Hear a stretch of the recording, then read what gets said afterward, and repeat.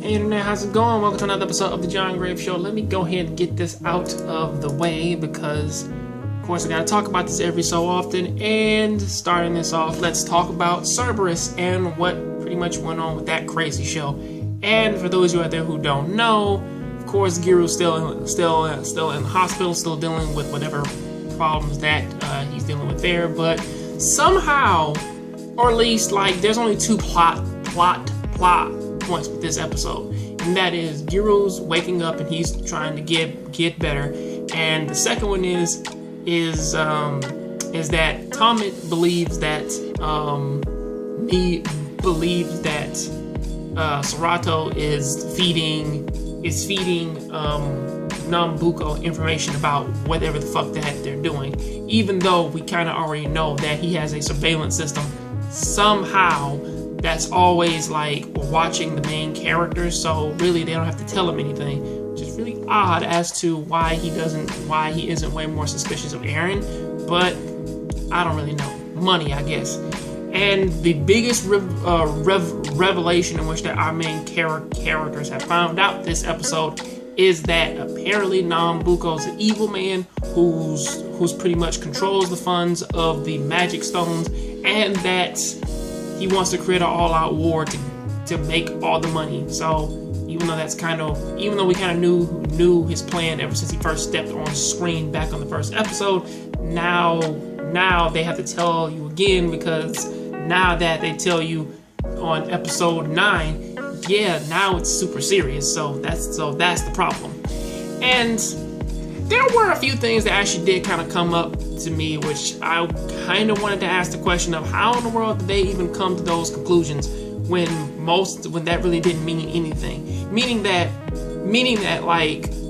the bigger one now is that Tomit believes, now with the Tomit thing of him believing that Serato is a soldier for Nambuko, and this is only on the basis that he hasn't seen her express a lot of emotions.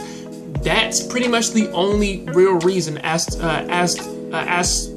why that's even important. And I'm kind of siding with Palupa here, whereas that's not even fucking important. It's not, because the girl's been with them for virtually weeks now. So really, if there was even a reason as to them being stopped, they would have done it all already, especially with somebody like that who has the fucking ability to actually heal and do magic stuff to dragon-based beings. You would think that her ability to actually communicate to other dragons to come and stop them would have just been easy pickings, because none of them can stop a dragon. So seriously, it's that's a dumbass thing to say.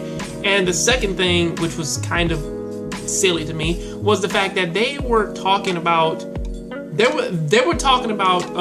Hero's Dragon mode, and they kept talking about how that they've only seen him go in it twice. The first time they couldn't guess. The second time he went into it, everybody saw, and he was a ravenous beast.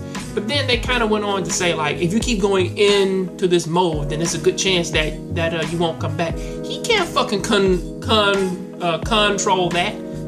I mean, it's not like he's turning into this fucking thing on a whim every night, like how Siegfried when he was Nightmare and the sword was taking over his body and he would go murder people at night. There's no shit like that. The dragon isn't Dagon isn't fucking taking over Hero's body.